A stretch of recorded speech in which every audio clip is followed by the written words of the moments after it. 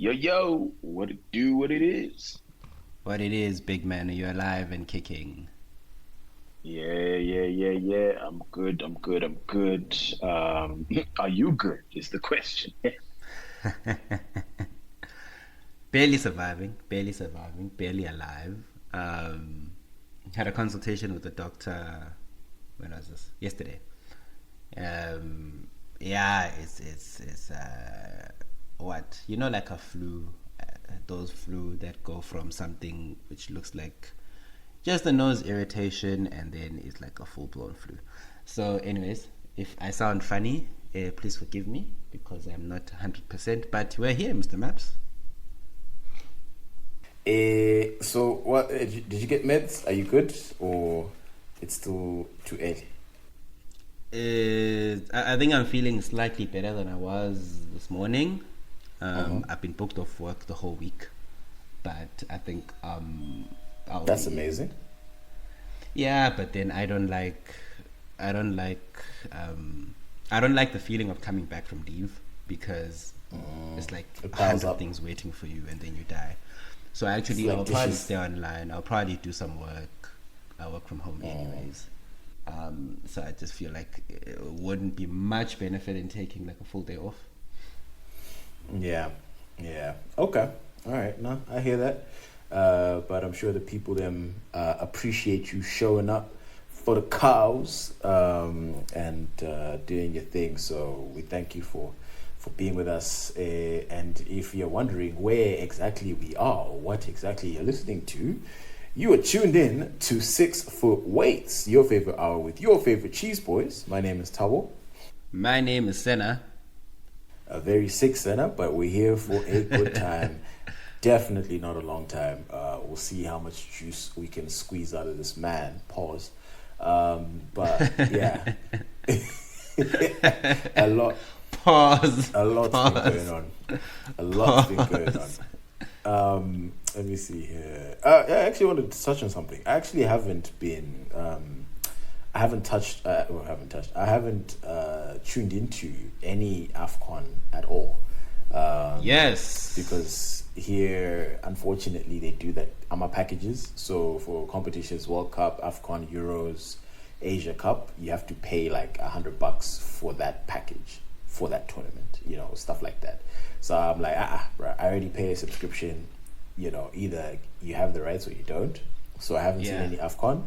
But I've seen some of your comments online, and Yeah. I just wanted you to expand on a couple of things, namely the VAR situation. Okay. You and a couple of others have said that the referees in Africa seem to be doing it a whole lot better than what we typically are seeing in the European competitions. What do you mean by that? Yeah, man. I kind of feel like this is how I imagined VAR to be used when it was meant to come in to effect. Yeah. Like it wasn't legislating on little incidents like it does in the Premier League. The referee lets the players get on with it. When the referee makes a call, like I think what's been impressive the most for me, the penalty shouts, because there's been a lot of like those where it looks soft and then the ref just goes no, and then VAR doesn't intervene, right? And then it just plays on. Which is in the EPL, I already know that the moment there's some contact, there's going to be the referee showing like a freeze frame and then roll it back 10 times, and then he's going to spend 10 minutes there trying to convince himself to come to a decision.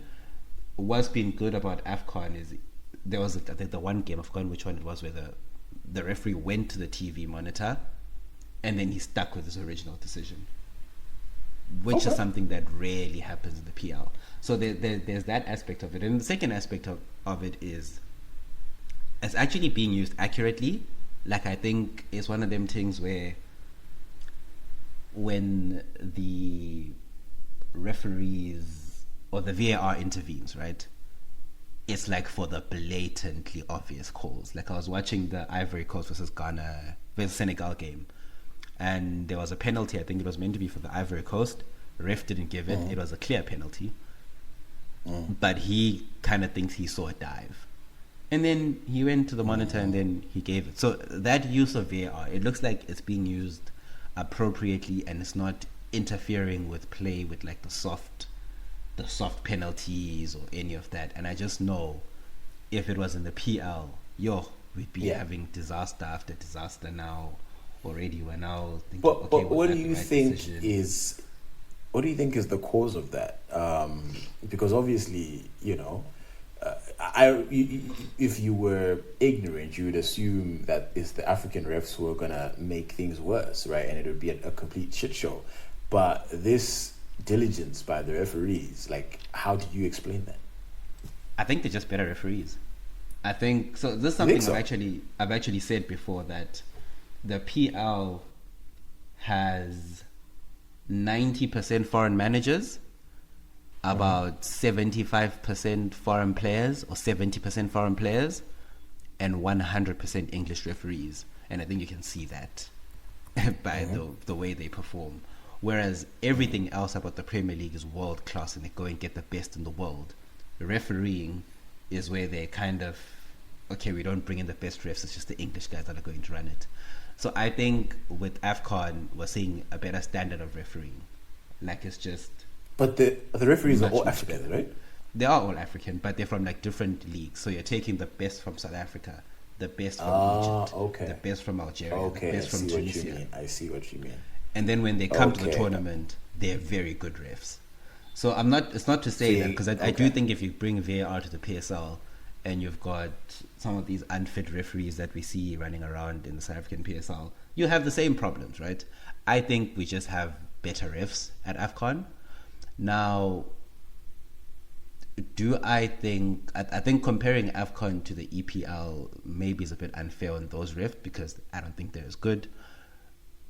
But when you compare it to the Euros and the World Cup, do we think that, or even the Champions League, where you take the best refs from each and every league, are they as good as those guys? And I think the answer is yes. And I think sometimes it's a bit embarrassing for the Western world and the more developed countries to admit that Africans are doing something better than they are. Then it's like, whoa, what's happening here? So I remember even like, was it the Daily Mail or the Mail on Sunday was running a story about a ref who made a mistake at AFCON, which happens. But you can see that they couldn't wait for that to happen, because how dare these Africans perfect VAR when us Englishmen can't get it right? But do you think also it's a bit of like there's a lot less pressure per se as a ref in AFCON? You're just coming to do your job. You know what I mean? Like you're a ref, you know the rules, you're a professional, and it's do the job to the best of your ability.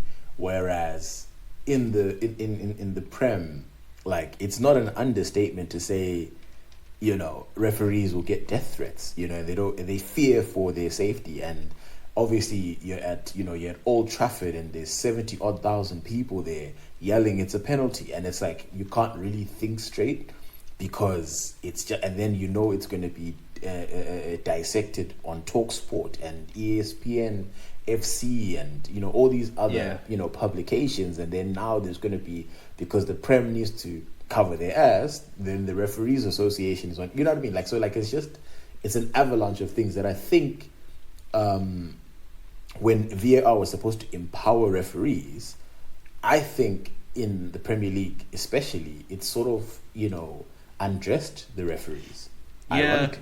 It has, but I think, and something that Mike Dean said, actually, he said he felt like he was apprehensive, because I think he'd ref like 20 years without VAR, and then they brought in VAR, and then I think he said to him it felt like you now have this monitor, right, like a prefect who's watching your every move, and you can't have wiggle room for mistake. So I think attitude is just as important. But that's so weird, because it's there to help you. Yes. Like, you know what I mean? Like, it's like the whole thing is, Chief, I think you missed that call.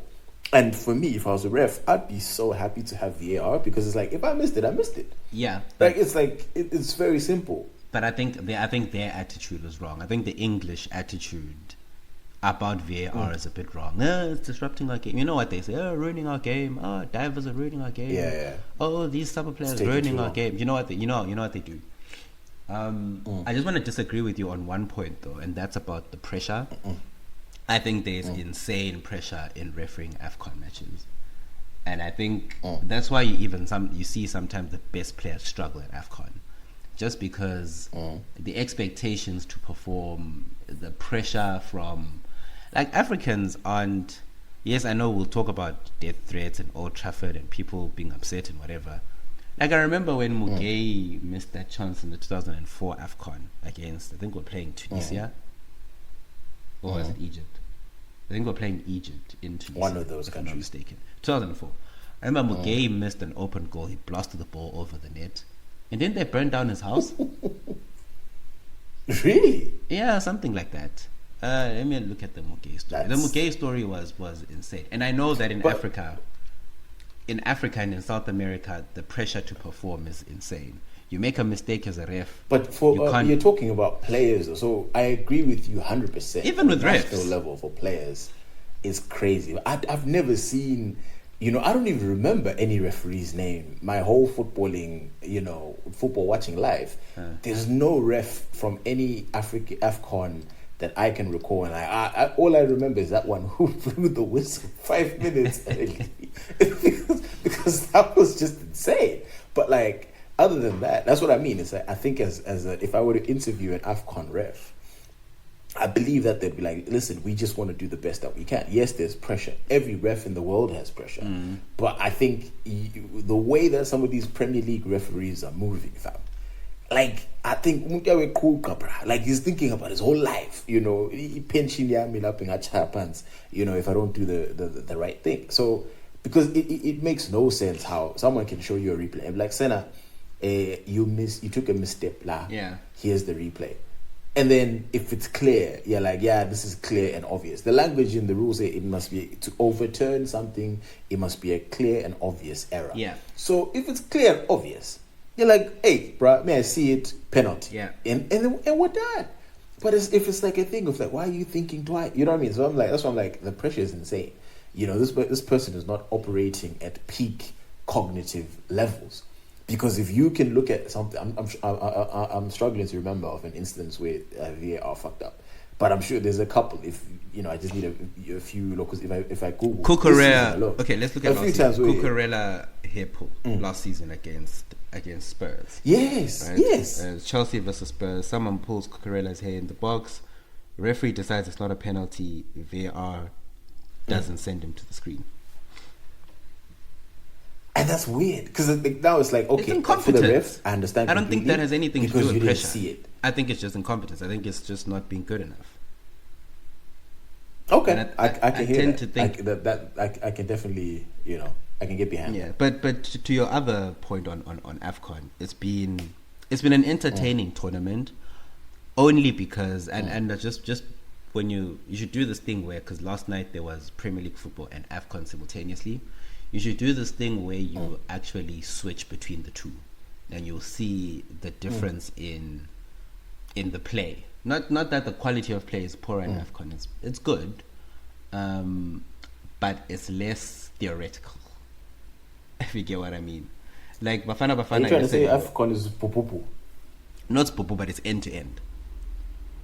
Like I saw, frantic. Yeah, it's frantic. I saw yesterday South Africa was in the 90-something minute of stoppage time, injury time. 95 minutes. They were leading 2-0 against Morocco. And I was thinking to myself, bro, just take the ball, keep it, knock it around, take it to the corner flag. In the corner, yeah. See the game out, right? This But is the things that we see from Premier League football, from all these. But it was wafa, right? These guys went from one end defending, and literally 2-0 up in the 95th minute, they ran with the ball. All of them, Percy Tau, Mokoena, all these guys, and they were attacking. And I'm just like to myself, huh? Aren't you guys trying to win? That's proper. Aren't you trying to secure the results? That's proper. But it's entertaining, man. It's been entertaining. All the big teams are out. All the teams that went to the World Cup from Africa are out of AFCON. Cameroon out, Morocco out, Senegal, Egypt. Ghana, Egypt, all gone. The top 5 ranked teams in Africa gone. Algeria. Tournament favorites gone. The only team left that can really that you think okay they're really good is Nigeria. But yeah, man. Has Nigeria been good? They haven't been great on the eye, but out of the teams that are left, you'd fancy them as favorites. Them and Ivory Coast. They have the best quality left. Yeah. Okay. No. But yeah, speaking of, shout out to Bafana Bafana. I again thought it was laughable, but I didn't expect initially. When the tournament started out, I was just like, we know what's going to happen. Bafana out in the group stages, let's focus on the big boys. That was kind of my mentality, but I was shocked. I woke up today and I see 2-0 against Morocco, and I'm like, wow. Yeah. So I think the way they've been maligned in the country the last, and rightfully so, probably 15 years, it's been fair because they've been very, very poor. But shout out to Bafana Bafana, because this is, even if they lose, you see, the problem is now against Cape Verde. I don't know if Cape Verde is good. They've been good in this tournament. But the problem is if they lose, people are going to be disappointed in Bafana, because now this is a winnable. It's almost better. It would have been better if they lost against Morocco because expectations were in the basement. But now it's like, yo, you guys just beat Morocco. Like, you can only afford to lose to Nigeria at this point. As Bafana. That's the way that I see it. I'd be upset if they lose to Cape Verde. Yes. But either way, I shout out to them, bro. I'm actually proud of them because, they were the one, weak link. Yeah. All the other sports teams have done something at some point. And since, 90? Was it 91, 91, 96? When they look they lost one AFCON in 96. So I mean, we're looking at so since then, 28 years. It's been a hell of a drought. Yeah, it is. Yeah. And so I know I was happy for them. I look at the way the South African how the support in this country goes for sports. Last year the Springboks were at the World Cup, and literally the Checkers delivery guys were like, "Go Bokke." You would walk into Pick and Pay, and there'd be like a Springbok braai starter pack. Everywhere in the country you could tell that here big team is playing. Every Friday people in their plantations were encouraged to wear Springbok jerseys. So you see in terms of like if you look at, I think Trevor Noah once said this actually, South African teams, if you need to look at them like children, the Springboks are the favorite, the high performing straight A student that always does well when the exams come around. The cricket team, the Proteas, they're the ones with the most potential throughout the year. They're passing all the tests, they're doing it, they're performing well, they're doing all the things, and then exam season comes around and then they choke, and then they get B's or C's or whatever. They don't get the A's like the Springboks do. And then Bafana is the special child, right? They're the ones who haven't won anything in a while. We support them, but then supporting them feels sometimes like a burden because there's so much misadministration. There's like a lot going on. There's players that aren't good enough, to be honest. Like if you look at, I could ask you the Bafana starting 11 right now, you wouldn't know. But I could ask you name 5 players from Senegal, and already you've got Jackson, Mane, and a couple others, and you're like, oh, okay, cool. They've got good quality. Mendy.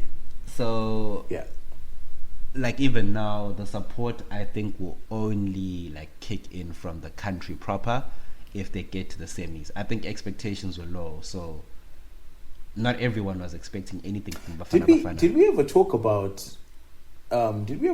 why thoughts on, again, this can be another topic. I don't want to go into this too deep, but like why football tends to be the quality of football and actually quality of footballers, let me leave the football alone, seems to be better in West Africa, North Africa, but East and Southern.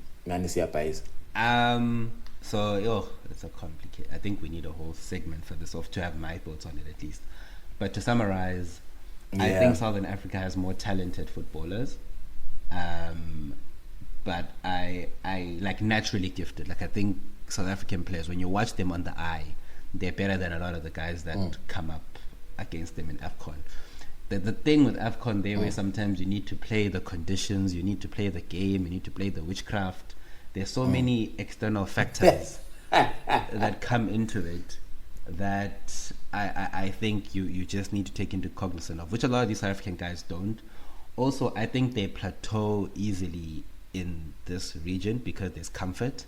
So Zim players want to go play in SA. No, but okay, fine. So you can, for SA, okay, fine, I hear that. But like Zim, let's leave Zim out of it. But Zambia, well, Zambia was hot for a minute. They won 2012 relatively recently. Yeah. Oh, was it 2012? Yeah, 2012. Damn, I thought it was more recent than that. No, it was. But okay, fine. So Zambia, Zamad something, and then, but you've never heard of Kenya in AFCON, Uganda, Rwanda, any of these countries, Ethiopia. I think Ethiopia also for a hot minute. Maybe. Although I don't think East Africa but I don't think East Africa has the football infrastructure like Southern and West and North. I think East Africa. So it is a much deeper. Yeah, it's a much. I was just always curious. And I think those guys, they play in Nigeria and then they play in Cameroon, and they're already looking for a move to France, to Spain, wherever, because they're like, this here can't be my life. And they do anything. Will a pipeline. Yeah, and I think with the francophone countries, the Congos, the Cameroon, the Senegal, it's easy for them to go to France, and then that's an entryway into Europe. That's why you've got so many of them who then end up playing for the France national team. Okay. No, fair. Some good football chat. For anyone who wants to protest the football chat, if you protest, if you get any tweets about the football segment, and this includes WhatsApp messages, next week's episode is going to be all football, because the Prem is back, and there's things to talk about there. But so please tread carefully, dear fellow listeners. What did we miss from last week? Okay, all right, this is interesting. No, see, I didn't. No. Oh yeah, this was funny. So I think this is 2 weeks ago now. The +44s were under fire. I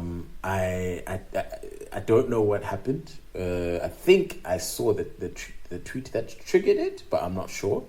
But so the ladies, the UK based ladies. Were they UK based? I assume or Zim based? Zim. Yeah. No. I think it was UK based, because it was UK. I don't know. So anyway, the point is, the UK based men, right, were under serious scrutiny. I think that's the theme of what happened. So there were some very angry ladies who said some very mean things about these Zim Kings, and it was they went to town. They went to town, and of which one observation is like, isn't that like a form of bullying at some point? Like because of the way that I remember a tweet. I don't know if I bookmarked it. I'm just checking my bookmarks now. There was a girl who said something along the lines of like, "Hey, Brele +44 dudes are losers. They're the worst type of Zimbabwean, or like the bottom barrel Zimbos. Really, Avala Plani," and like it was like some damning shit, you know. I was like, bruh, like that's not nice. You know what I mean? Like that's not really something that you want to put out there during the people. But it was a bit of a deep situation for the day. But I think it looks like things are fine now. TL is quiet. It looks quiet. I'm trying to dig up where it actually started. But I think the premise of it, so the reason why I was asking whether or not it's actually UK-based Zim women that were saying these things is because I think the conversation that came afterwards was how whenever these Zim guys come to Zim, whenever these UK-based Zim guys come to Zim in December, there's that you don't see you don't see most of what you're expecting. So I'm gonna read this tweet. So it started off by saying, "I am such and such a person. Of course, I will do this." Right. So then this person started off by saying, I am a Zimbabwean man in the diaspora. I fill the void by establishing long-distance relationships, read long video calls and meme sharing with no substance. When the relationship is rocky, I download an air ticket from musical airport website and pretend I missed the flight. Right? So there was a story there with some guy. Missed the flight, whatever. I don't know what happened, right? And in the quoted tweet, this is the one that caught the most fire and wave, was most of +44 gents are the worst failures in life, but they have these failures covered up by I'm based in the UK. Most guys in Zimbabwe are doing way better than the UK gents, appearance-wise as well. Ladies, be careful if approached by a +44 marombe. First of all, what's a marombe, Mr. Maps? I have no idea. It kind of sounds like Hlombe, but that makes no sense.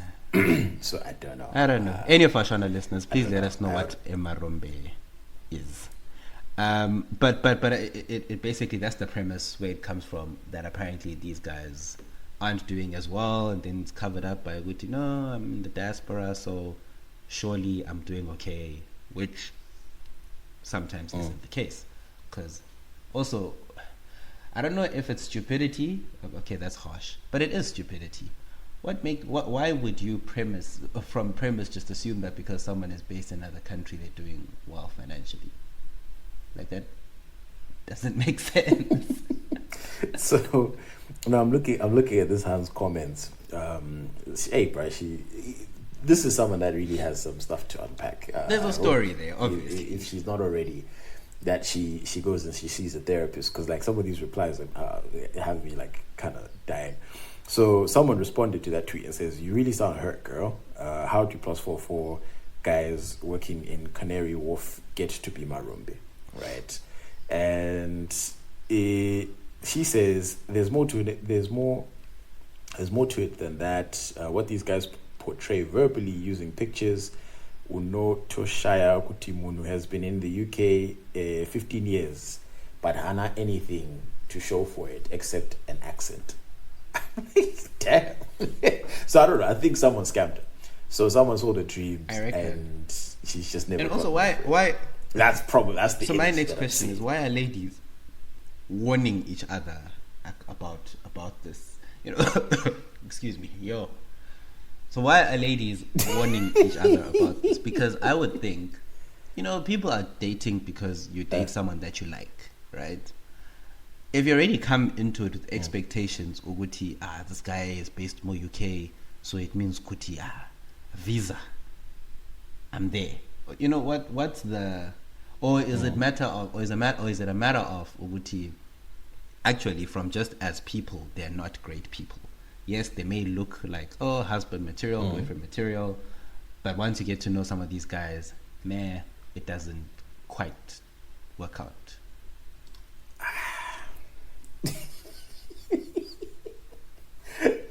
Man, sorry, I'm not. You didn't ask anything that was funny. You're reading it's just the stuff. The stages. Hey, bro. No. Like she. Me when I tell you, like, bro, like that's just wild. Like this whole situation. I think there was another one.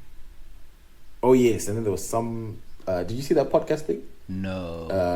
Someone was on a podcast and said they had a Zim man. You didn't see that one? Oh, I think you Mtogo sent it in the group, right? Yeah. Mtogo sent it in the group. They said that a Zim man, and then they went to Kenya. Yes. Okay. Hold on. Let me look for it. Okay. Hold on. Found it. Let me just play it. Okay. Yes, to a successful medical consultant who I'd been dating on and off for 4 years. On and off? I thought I had met my soulmate and we would build a great life together. Last September, we had a business trip planned for Kenya. When I got to meet the client, I was pulled aside and told that my husband had contacted him and told him that I am involved in fraud. So I called my sister to tell her what my husband had done. She then goes on to tell me she didn't want to tell me this. But her friend in Wales knows my husband. He's known in the Zimbabwean community for manipulating... For someone to be known as someone in the Zimbabwean community as a manipulator. She even showed me screenshots of his picture in a Facebook group group where other women are warning women to Jesus! This is why you need to pray. This is why you need to pray. In return, I went to the police and asked for a full disclosure of his criminal record under Claire's law. The disclosure came back, and this man had 4 domestic battery and ABH charges against him by 4 different women. Needless to say, my marriage of 13 months has ended. I'm sharing this story to warn ladies in the UK to always do a background check using Claire's law before getting into a relationship. It can save you a lot of headache and even your life. Yes. Wow.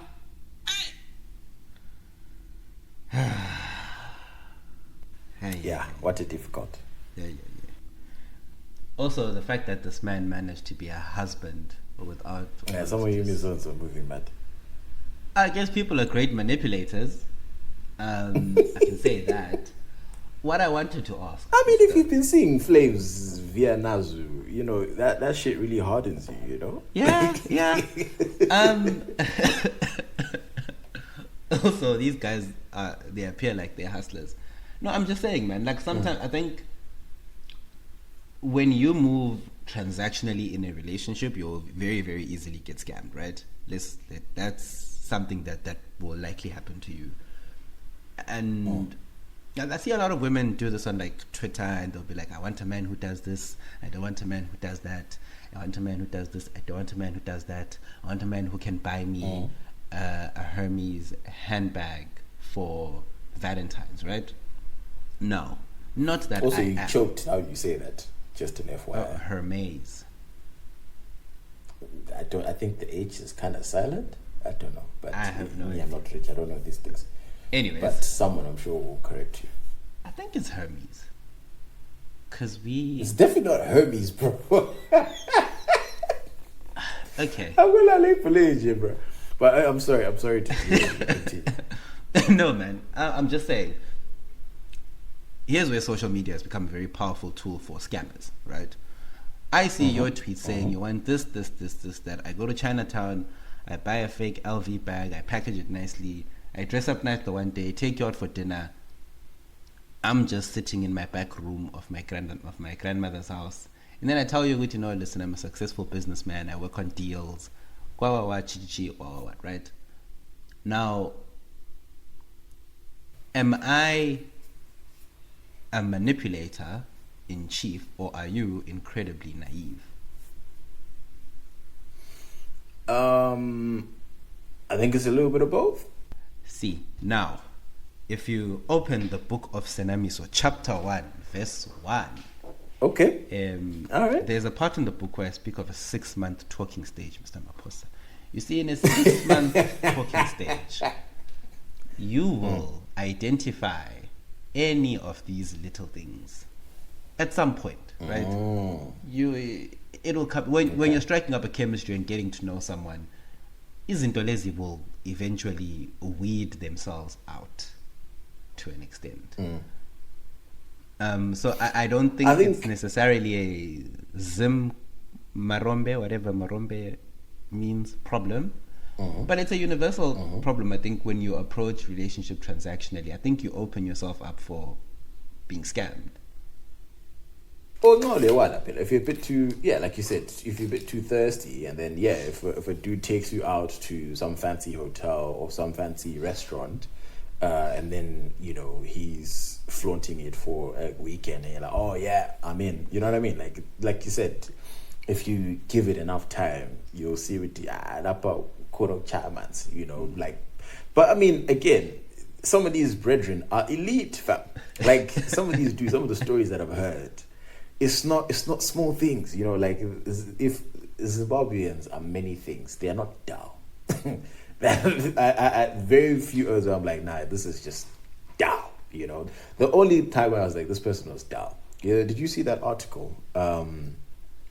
Forget what the name of the company is. It's a company in Harare where the guy stole like $100,000 and they used it to go and pay lobola instead of like disappearing. Yeah. Like, to me, then that's very dumb.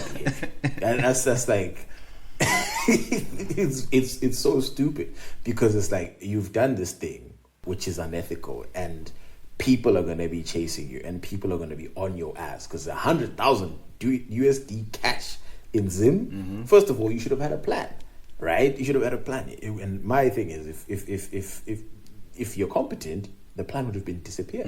You go to the love of your life with, hey, bruh, I've jacked this money, let's go, and disappear. What are you paying Nobola for? Like, it makes no. Why are you paying Nobola? Like, that family, the girl's family, is not trying to be associated with a thief, because you're gonna, at the very least, you're causing them hella problems. Because so hambewa chia, I don't know, $10,000 or $20,000, whatever it was, right? To lobola this girl. Good way of cleaning but money. that's stolen money.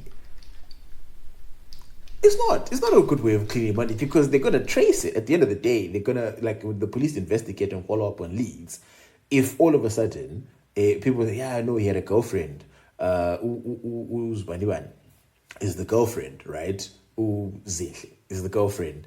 All of a sudden, Sena's gone, Zinhle's gone. It's like, okay, so clearly there's a connection here. They've run away together, and then now we're gonna go to both sets of parents. Do you guys know anything? And again, parents are typically, on the right side of the moral compass. They're gonna be like, hey, bro, this own came, he gave us sheets. They'll be upfront, right? Well, so now they can't even keep that money. Nah, they'll be honest, bro. Like, it's when cops come bearing down your door, it's a lot of money, Pella. So you don't even want to have an inkling to be like, hey, because 100K, bro, I want to waiting. You know what I mean? Like, so in my mind, it's like, fam, you can't even do the lobola of it that you are pressed for. Grab your Dage. If she's in, then you'll disappear. If she's like, nah, I'm not doing this with you, then you disappear. But to be caught the very next day because you were paying lobola, that is stupidity at the highest level, of the highest order. But anyway, back to the original point. A lot of these dudes, they are expert level of playing poker with these girls. And also, it's another thing where it's like, if you have that within you already, right, for the manipulation to happen, you have to be lacking something, right, which that dude is going to be taking advantage of. So if you're lonely, they're going to take advantage of the fact that you're lonely and you can't seem to have a relationship that's fruitful, right? So they'll check those boxes with, I need to do A, B, and C.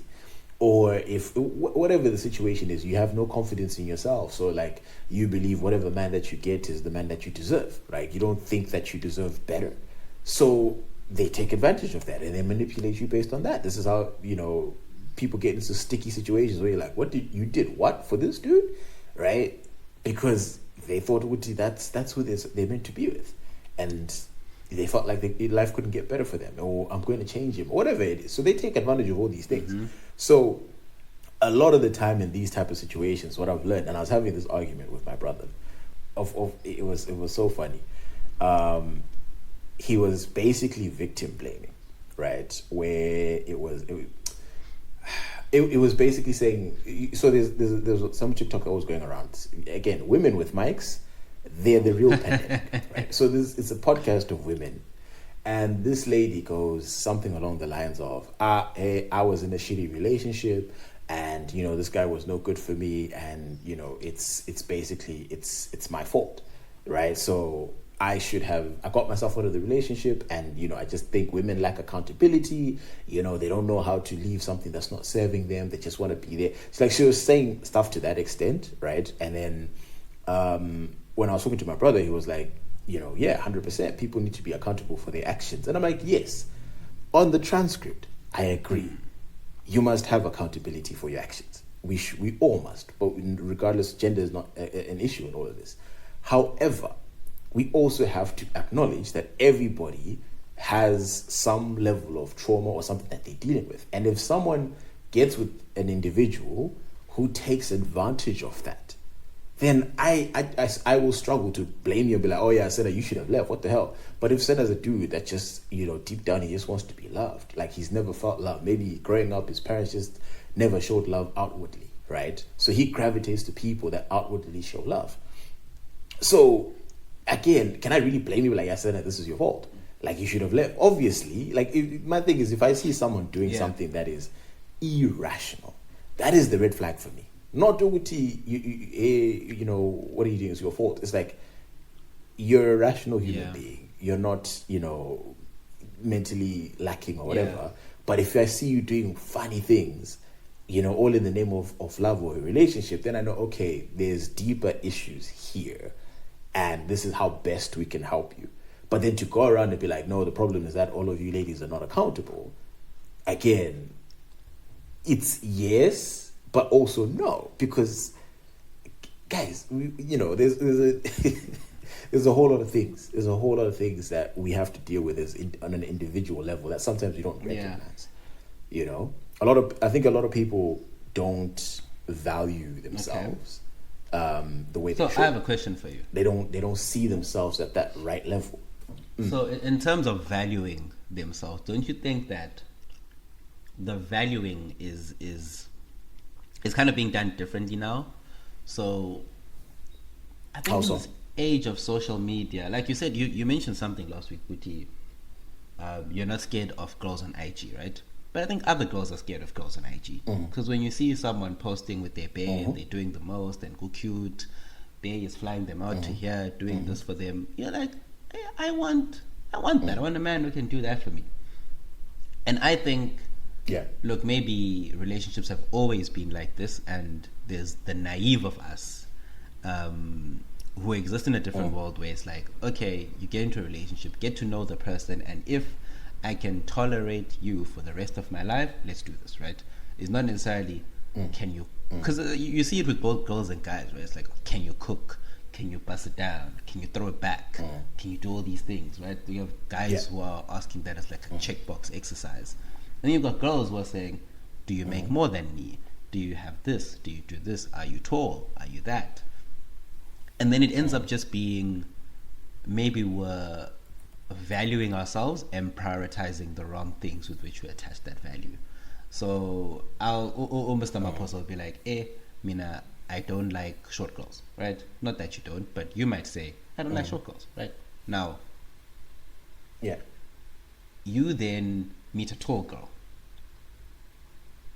And I think sometimes what can happen is you might meet that tall girl and then forget all the other things that you should be looking out for on a day-to-day, just because you've ticked off that box. Okay, she's tall, she's this, she's that, and then all the other things that matter. Do we get along?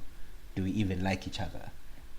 Do I know this person? Which is where I think a lot of our sisters and our brothers are struggling with. Do you know them, right? Do you know how they think? What's their reasoning? Because that's how you end up with into an LA stamp. So people like, I value myself, so I'm going to date only a guy in the diaspora. And then we're like, whoa, diaspora guys come through and they're like, let me show you flames.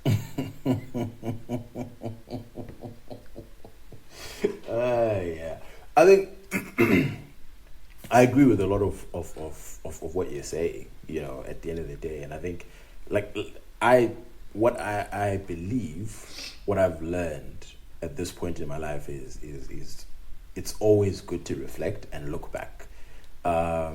There's a conversation that me and you had, you know, that was pretty not intense in a negative way, right? But you know, you went into some shit, you know, and at the end of the day, you know, it just served as a reminder how if you don't do that level of self-introspection to think about certain things from the past and understand and recognize these things about yourself, then you're gonna do things or you're gonna act out of character and you're not even gonna understand, and then you're gonna get into tricky situations because you don't even know, you know, why you react this way or think this way and stuff like that, you know.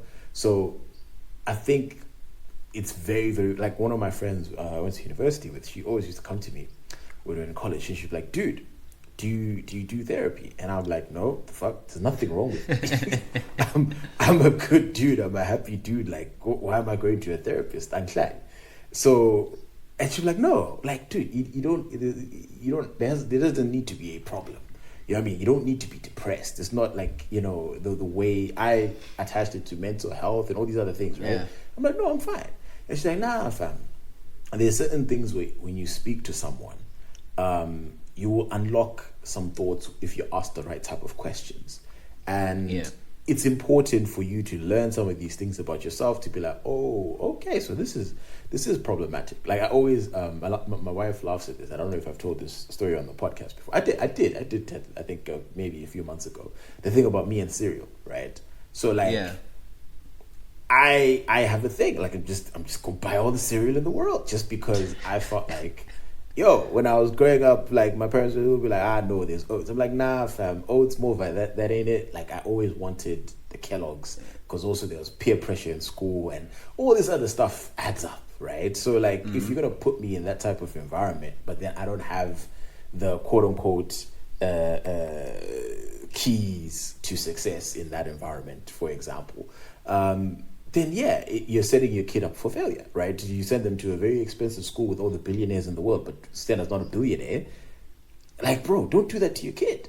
Because when the kids are not like, right, we're going to the Aspens or we're going to the Swiss Alps for spring break, and then the kid, your son or daughter comes back to you, he's like, Didi, and then you're like, it's Tina Siakai.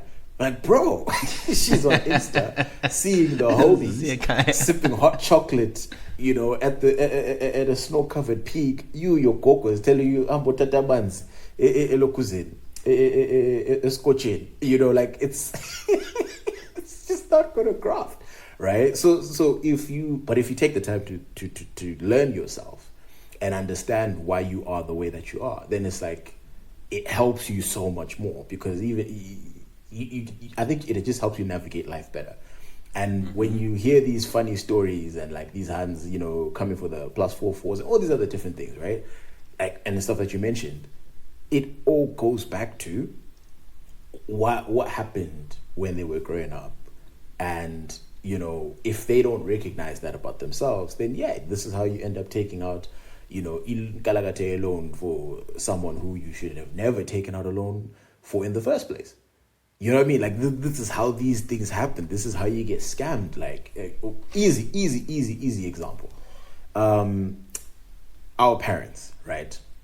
Always seem to get conned with these funny links on WhatsApp. Like, there was times when I had to tell my mom, like, Mom, please don't forward me these links because these are phishing attacks, right? I think my mom's email got hacked at some point some years ago because she clicked on a link. Right, so it'll say something like Emirates flights. Remember there was that scam, Emirates flights, free flights to Dubai, something. Click on this link. That. So like basic things like that, where it's like shit. So it's you are now looking at it like free flight to Dubai. Let's go. You know what I mean? But whereas, you know, if you have that knowledge, you're like, what's the, you know, I've been at this for a while. There's no way someone is just giving away. If you click on this link and sign up here, all of a sudden you have a free flight. It never really works like that. It can't. You know? So, it can't. But then now... If it looks free, you're the customer. Or you're the product. Exactly. So you're the product. So it's like all these things. But like, if you don't know and you're just like, right, so when's that really? Then you're going to be in sticky situations. So anyway, anyone listening to this, guys, not that me, I go to therapy. But I actually intend to. That's one of those things where like, I'm like, yo, I actually need to talk to someone. Well, the podcast has really been therapy. There's been a few moments where I've just been like, yo, that's some real shit.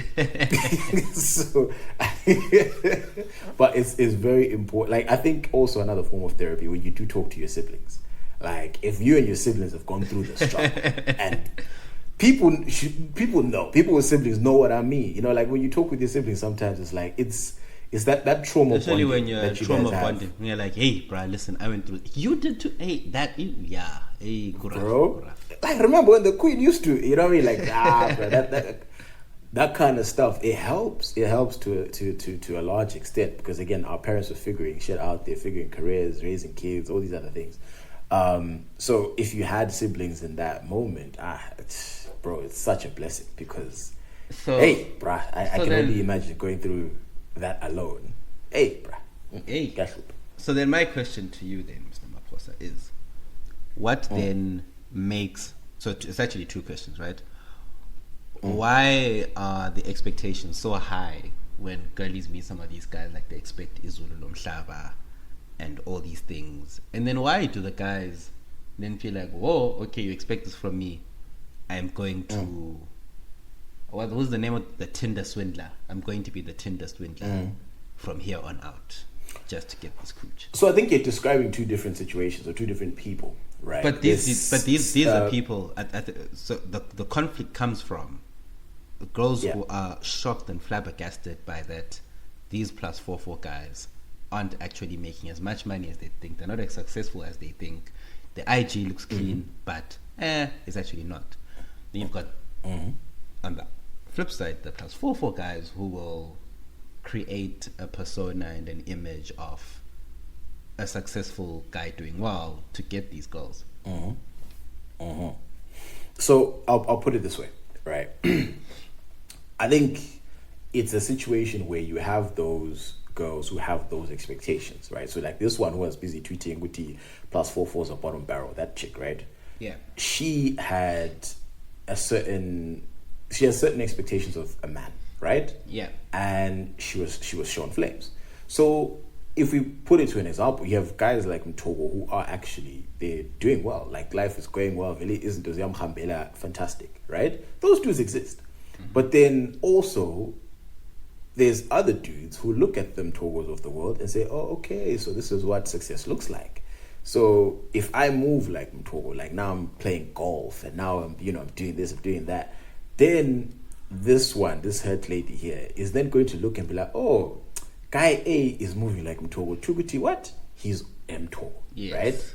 Then guy A shows the flames and it's like, hey, really, whatever. You see what I mean? So like that's how these things end up happening, because you look at Mtogo, she sees Mtogo and she's like, I really need me one of those. I need that. And then obviously guy A comes in, looks like Mtogo, moves like Mtogo. It must be Mtogo. Yeah. That's exactly what happens. Then you get scammed, you get swindled. And it's like, you shouldn't be that in need of Mtogo. You need to take a step back. And having Mtogo should be hey, this is great. I'm so lucky, I'm so happy. But now Uzahamba is, to me, it's in the same boxes. If you're any friend of mine, female friend of mine, whoever told me, hey Tawa, I'm praying for a man. Yeah. that would be like I'm immediately praying for marriage. Praying for marriage. Like again, on the surface, it's I don't have an issue with that. But the problem is what actually happens in reality, which is now it's like one of those it's as good as these Amastasa and Stasa and Lokuse, right? You pastors in the crowd, someone here is suffering from arthritis. It's like, no shit, if you have a congregation of 100 people, there probably is a high likelihood of someone who has arthritis. Someone here is cheating on their partner. No shit. You know what I mean? So like these things are going to happen. Now you feel like pastors talking specifically to you. So if you then are going, I'm praying for, a husband, I'm praying for this, I'm praying for this, then the moment a dude comes in and checks a few boxes, now you're like, oh, this is the man that God sent me. Exactly. So like it gets very, very sticky, because now you're no longer using the rational part of your mind to evaluate this pity, because you are saying this nigga came from God. And then once you believe that this nigga came from God, then you're willing to forgive a whole lot of shit, because it's like, no, people mess up. He cheated once, but he came from God. Like, people fall, they'll stand up again. Then when he cheats again, it's like, you know what I mean? Like, so all these different things happen at the end of the day, and you're not going to evaluate it rationally. Your friends, your loved ones are screaming, yo, get out, man. Leave that waste man alone. When you're like, no, this man nigga from God. Like, that's just how you're seeing the situation. Then eventually, you sober up and you're like, what the hell? What happened here, fam? Yeah. And what's going on? It's because you look for something so desperately, and when it looks like that is it, a few things checked over, and then it's late. And these dudes know this. Like some people are experts in this level of manipulation. Yeah, 100%. Where it's just, if you're known in a group chat, this is how you move. You're dealing with some serious, some serious dude. Yeah. It's not something, man. Like if you're known to that level, like this dudes that we know, like, will steal money or do these other things. It's like, you don't get that type of clout if you don't know what you're doing. People, if you're stealing money, it's like, clearly you're successful at it, bro. You don't suck. It's not your first time. It's not your first rodeo. Okay. Nah, not at all. Okay. Not at all. But actually, As a quick aside, because I want us to get into to Siyazama. Zim gets all of this bad publicity, right? Zim men, Zim this, Zim women, gonk. Yeah. And I'd say the people that get the most criticism are the people we call NRZ Twitter, right? Yes. I was scrolling the interwebs and I bumped into NRZ, or I don't even know if Kenyan NRZ is what I bumped into. And them niggas is wild. Like, I was like, whoa, that is, you know what I mean? Like, I thought the Zim guys were bad, but those dudes were also on another level. So I saw this, it's like, I don't know, the Shade Room, I guess the Kenyan version of it. So I saw someone shared a post where an MP, a lady MP in Kenya, was talking about femicide. What is it? It's femicide, yeah. So for anyone who doesn't know, the definition is a hate crime of systematically murdering girls or females in general because of their gender, right? Yeah. That's the definition of it. And so anyway, we'll put that there. So this lady, Honorable Sabina Chenge, right? She's commenting. Apparently, there had been protests against femicide in Kenya, right? Uh-huh. So what she says is, okay, let me just read the whole thing. It's not even that long. She says the street protests are not enough to end femicide. She explained that protests and marches should be targeted to meet the right audience, right? And then this is what she actually said in quotes. Those who marched on Saturday, I can say they did achieve, but not much, because by doing the marches in town, you only get the people who know what you're doing. Mm-hmm. I suggest they could have gone to universities, colleges, and places with hostels. Get those girls and talk to them and create awareness, rather than just doing it in the streets. Mm-hmm. The streets are just for media, but you don't communicate much, the politician said. She insisted the best way to help curb femicide is initiating mentorship programs which directly targets girls who've gone through such experiences and are likely to fall victim to these experiences. So far, so good. I don't think there's been anything said that's out of pocket, right? Nope. This is where she lost me. She took a left. This is where she took a left. She says if the protesters can initiate counseling centers and programs, they know they can know what these girls are facing and what has led to such situations. Girls should know that you cannot start from the top. What comes easy goes easy. Girls need to know how to work hard and not just look for money. When money is involved, you will eventually pay for it. There is no free money in this world. That's where I was like, how? What's she say? This is, yeah. That's why I was like, kind of like, how? And this is why on the pod we keep saying that the women's biggest ops, it's not us, right? Because y'all, some of y'all are wilding, fam. But like, so when initially you look at that and then you go back to the definition of femicide, it's like it basically what she's saying is, if women didn't love man, you'd be alive. The rates would drop. Yeah, which is that's wild, because again, it's a lot. Yeah, it's a lot of like broke ass niggas that are out here doing some of this stuff. Like it's not about money. They weren't chasing. All the money. guys who've been in the news in South Africa for murdering their girlfriends or their partners, I don't think it's been, besides Oscar Pistorius, but very few of them are affluent, right? It's always guys whose claim to fame is the fact that they murdered their spouse. It's not because these girls were chasing money that they ended up in those scenarios. So that's strange. No, absolutely not. Like it's all this. Yes, there's a few cases of a wealthy person, like you said, who has done something along those lines and whatever. But it's not a case of, it's far more prevalent in houses, homes, people that you go to church with. Swani beats up on his wife. Like all these things happen, and that's, you think like, oh, that's a relatively normal family or this and that. Like, and then all of a sudden the mutu is now dead. It's like, whoa, what the heck happened? Right? Those are the most common stories that I hear, at the end of the day. But then I was reading the comments and seeing what people are saying, and this is where I was like, the Kenyans are wild. So this lady, or this girl actually, because I checked the profile, I'd say she's anywhere from like 20 to 30, 35, somewhere in that age range. She goes, girls, let's admit it, she's telling the truth. The majority of cases are after we've been lured by men with their men. Honestly, we hate the truth, but the fact is men don't care. They finance your life. They demand that they demand your life thereafter. Avoid men. Was this a woman? To warn it if... Yeah, there's a woman, bro. There's nothing... If I the don't story think... is the same. No, go on. And then she says, I mean, we can minimize such cases by taking care of ourselves because nobody cares. No one's as irritating on the internet as a woman seeking the approval of misogynistic men. That person... Oh, yeah, they were there. They were within, like, this is very good.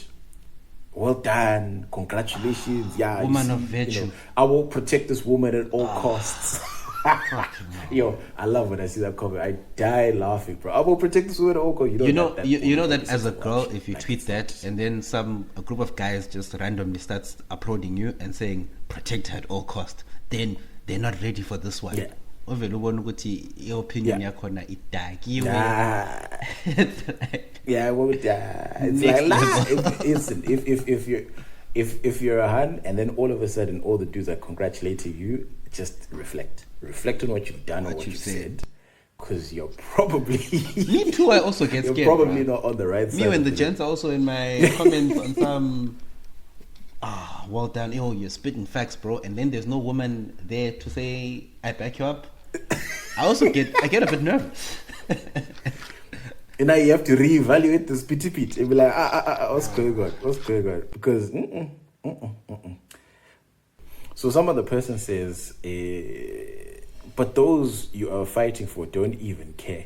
They'd rather be crying in Range Rovers than beaten with a broke-ass man. So again, like I said, the NRZ Twitter came on. They are NRZ Twitter. Yeah, I'm not claiming this one at all.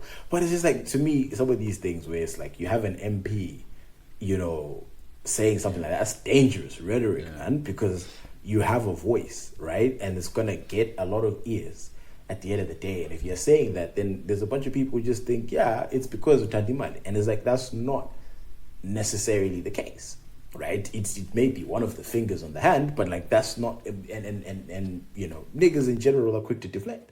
Really, it's because you guys like money. It's like, yes, fine. There are a certain, section who are like, yeah, I'm all about the money. It is what it is. But it's like, how do you explain all these other cases that are nothing to do with money?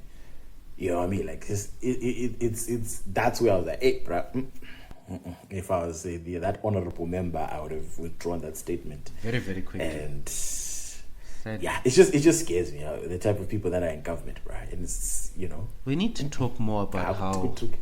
We need to talk more about how Jägermeister looks like cough syrup for real. Like, exactly. Senna, are you okay? So I'm just taking my meds.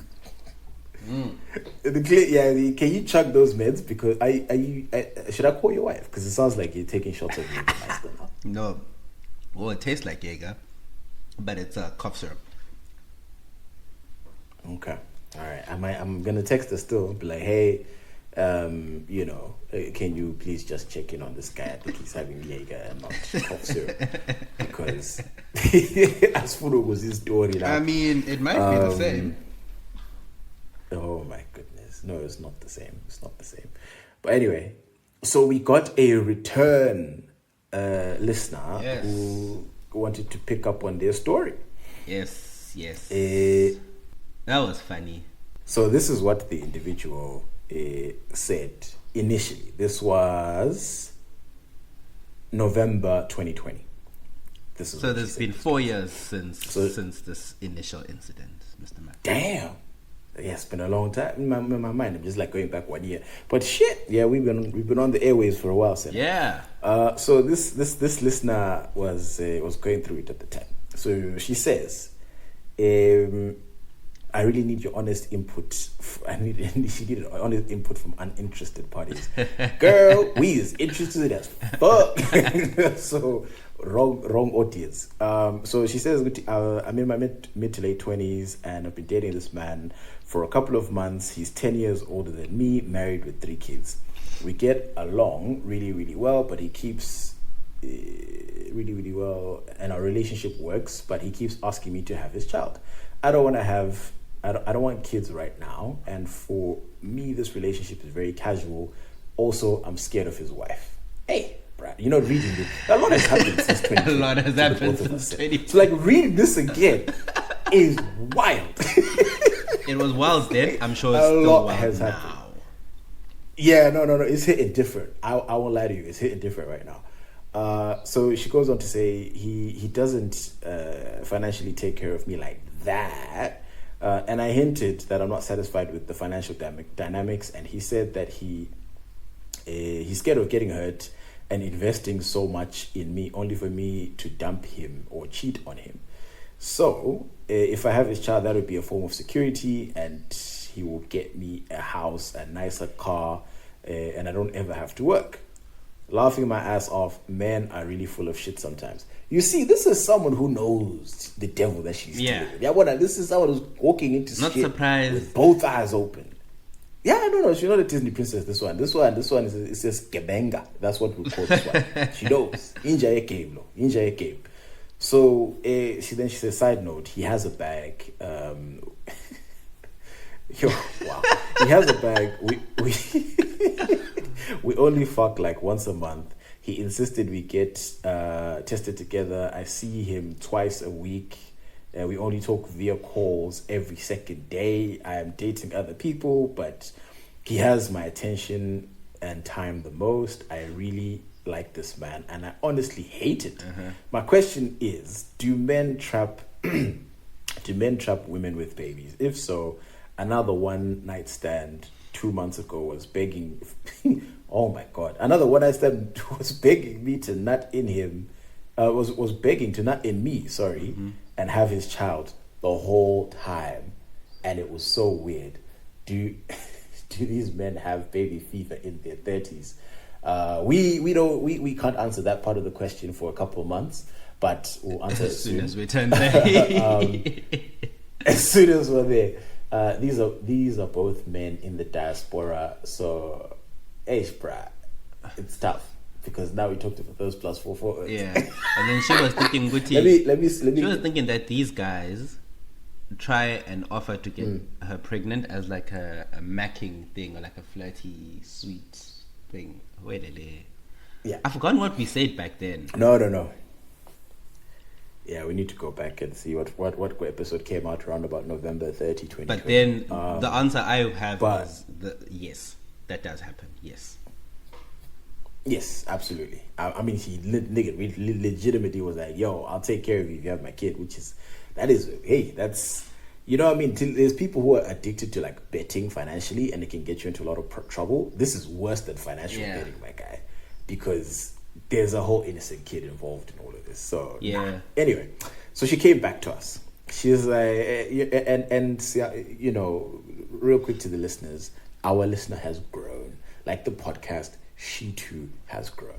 So let's big hear up what she has to herself. say. She goes, "Hello, hi. I'm catching up on some old episodes, and I'm listening to episode 61. Oh, so apparently episode 61 we requested a follow-up, or maybe that was the episode that we did it. Anyway, whatever. It is what it is. We requested a follow-up, and yes, we did request a follow-up. 3-ish years later, I don't even have contact with any of the men in part 1. Halala. Fantastic. Big up yourself.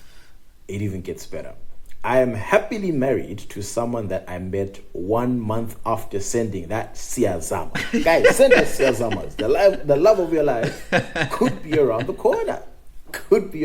This is the testament. City. Amen. Yes, after sending the Siyazama, moved countries. Okay. And have a baby. She finally let a nigga shoot up the club. That's wow. That's so funny. So yes, we have so move countries and have a baby on the way. Finally got the baby. Good luck with the rest of the way. Yeah. We pray for safe everything, happy everything. Moral of the story is, if a situation is making you send a Siyazama, this is a sign that you need to leave that shit alone and make space for better. This is what I agree with. This Bigger. is growth. This No, guys, man. guys, This is lovely This to is see. fantastic growth. Siyabo. And then she says, side note, my husband also used to beg me to have his child during sex. Well, I guess you've capitulated.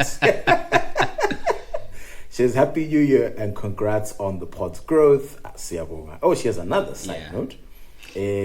PS number 2, I ghosted the married man in part 1 because his 5-year-old this is dark. Okay. His 5-year-old was killed when we were together at Groove, so I couldn't be around sin like that no more. I hate that this thing even happened. It's something that I got into. Yuck. I'm a better person now, I promise. Siyabonga. Thank you. That you're a better person. We are glad, we're happy for you. We hope your marriage and family that you're building, we wish you all the success in the world in that endeavor. And shout out to the follow-ups. Guys, send us follow-ups, Siyazama. We want to know what's going on. What's going on? What did you do? Are you still seeing stars? And if you're still seeing stars, why are you seeing stars? Like, do better. Do better. Go. Should we? We can open a GoFundMe for therapy. Like those who think they need therapy, send a GoFundMe, and then we'll pay for people's therapy session. I think we really should need to have like a mental health person on One day we should. Dude. And talk I'm looking about at the time and I'm saying there's so many things we still need to run through. It's late. We have to cut it off. Guys, I'm not feeling well today. No, you sounded alright. Me when I'm sick, bro, there's no way. Like you have energy for a person who could like me. I'd have been like, it's all this Jaeger that I'm drinking on the side. Jaeger my star. No? That should be the intro song, actually. Right? we should do it that way. No, Siyabonga, Mr. Maps. But yeah, this was a good and welcomed break in the day. As you know, guys, guys, on Twitter, retweet, continue to retweet. It does a lot. When people come together and do it gawan in unison, it trust me, we see the impact. There's a spike, so do your part. So take it very seriously when we say like the ting, subscribe to the ting, retweet with the capital, retweet the ting, or else we're inclined to believe you need therapy. Mr. Moore? Laters.